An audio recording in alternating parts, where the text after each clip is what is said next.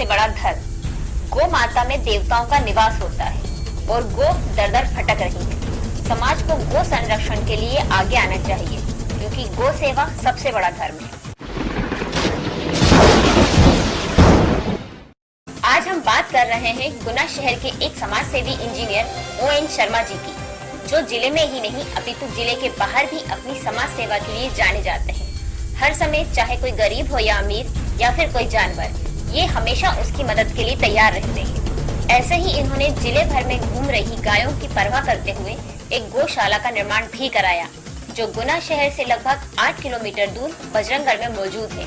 उन्होंने गायों की सेवा के लिए पहली रोटी गाय के नाम से एक अभियान चलाया, जिसमें एक गाड़ी शहर में जगह जगह कॉलोनी में जाती है और गाय की रोटी इकट्ठा कर उन गायों को खिलाती है। बल्कि यहाँ तक कि ON शर्मा ने गरीब बच्चों की पढ़ाई के लिए एक अभियान भी चलाया, जिसमें उसी गौशाला में वहाँ के आसपास गरीब घर के बच्चों को निःशुल्क शिक्षा दी जाती है। अभी पिछले 5 वर्षों से उन्होंने पेड़ बचाओ अभियान भी चलाया। उस अभियान के जरिए हर गांव में जाकर उन्होंने पौधे वितरण किए और कई जगह पौधे लगाए भी। पेड़ों से जीवन मिलता है, मिलती है खुशहाली, नहीं जहाँ है पेड़ वहाँ पर सूखा और बदहाली। हर साल इंजीनियर शर्मा जी के द्वारा शिक्षा, स्वास्थ्य, गौ सेवा, पेड़ बचाओ अभियान जैसे कई और अभियान चलाए जाते हैं और इनको सुचारू रूप से चालू रखने के लिए तत्पर रहते हैं। इसी के माध्यम से आज गोपाष्टमी के दिन उन्होंने अपनी गौशाला में 7 नदियों का जल एकत्रित कर और कई पुण्य संत महात्माओं को बुलाकर गायों की पूजा आरती भी की।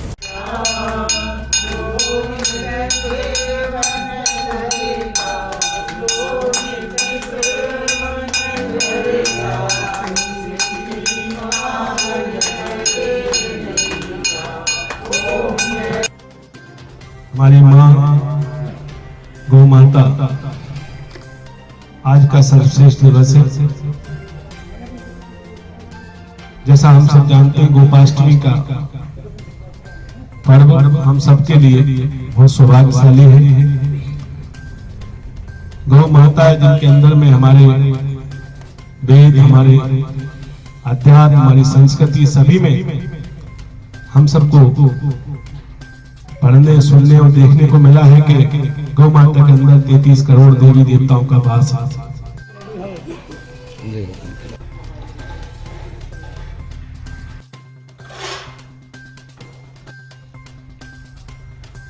आज गोपाष्टमी का दिवस है और ये जब से गौशाला प्रारंभ हुई इसमें 5वां वर्ष है जो गोपाष्टमी का उत्सव हम सब ने यहाँ पे आज मनाया है।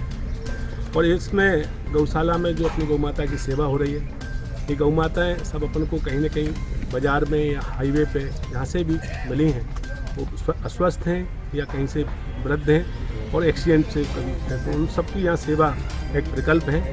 दूसरा प्रकल्प जो आपको मालूम कि पूरे गुना नगर में 750 परिवारों से अभी 5 साल से लगातार गोग्रास आ रहा है। पहली रोटी गाय की जो होती है उसका संगठन लगातार चल रहा है।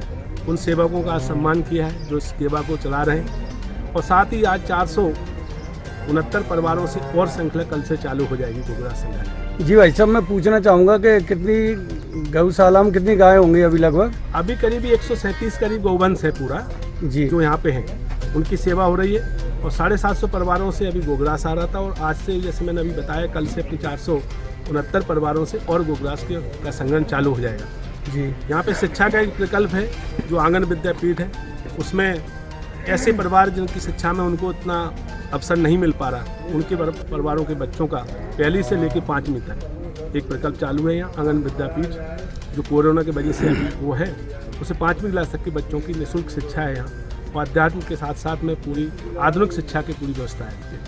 साथ में पर्यावरण पे काम करने के लिए पौधों का यहाँ से वितरण हर साल होता है। जैसा आपको मालूम है, जीवन संरक्षण यात्रा जो करीब 400 गाँव में प्रतिवर्ष पौधे देती है, वो लगभग कितने पौधे भाई साहब अपन डिस्ट्रीब्यूट करते हैं? हर साल का एक लक्ष्य है, 1.5 लाख पौधों का लक्ष्य रहता है जो अपन दे पाते हैं उनको, और वो उन्हीं हाथों में देते हैं, संकल्पित हाथों में, जो उन पेड़ों को बचाने की कोशिश करते हैं। इसी प्रकार से लोग कहते हैं कि खानदान देखना चाहिए, वास्तव में देखना चाहिए, इसमें कोई दो राह नहीं है, लेकिन खानदान तो राम कंस का और भगवान श्री कृष्ण का एक ही था। एक खानदान ऐसा पुत्र जन्म दिया, उसने अपने माता पिता को जेल में डाल दिया। वो एक पुत्र ऐसा था, वो माता पिता को बाहर लेकर आया। तो वास्तव में माता पिता को बाहर लेकर आया तो उसने क्या किया, उसने गौ माता का दूध पान किया। और जिसने अपने माता पिता को जेल में डाला, उसने शराब का पान किया। तो वास्तविकता ये है, बोलने को तो बहुत कुछ है, लेकिन समय का भी अभाव है और समय सीमा है। तो हम सबको इस वास्तव में जो प्रकल्प के माध्यम से, ये तो केवल एक मॉडल के रूप में है, हम सब जो यहाँ पर बैठे हुए बंधु भगिनी, वो अपने अपने घर पर एक एक गौ पालन करें तो हमारा जीवन सार्थक होगा। क्योंकि रोगग्रस्त तो आता ही है, क्योंकि ऐसे स्थान पर पालना ठीक नहीं है। लेकिन एक मैं उदाहरण बताता हूँ। एक बार क्या हुआ, एक डॉक्टर साहब मिल गए मेरे को, तो उन्होंने कहा मैं सुबह वैसे 5 बजे से लेकर पूरी गौ माता का चिंता यही करते हैं। इनको पूरा आशीर्वाद गौ माता का है, कर पा रहे हैं। इसे मैं पिछले 4 साल से सेवा कर रहा हूँ। ON शर्मा जी के नेतृत्व में कर रहा हूँ। यही गायों की देख रेख, खाना पीना, पानी देना, घास डालना। राजा राम की सेवा में वैसे यहाँ पे तत्पर है, इसलिए गाय की सेवा कर रहे हैं। सेवा में क्या करते हैं आप भैया? चारा डालते हैं, रोटी खवाते हैं और साफ सफाई करते हैं। आज के आवाज परिवार की ओर से आप सभी को जय हिंद, जय भारत। देखते रहिए आज की आवाज।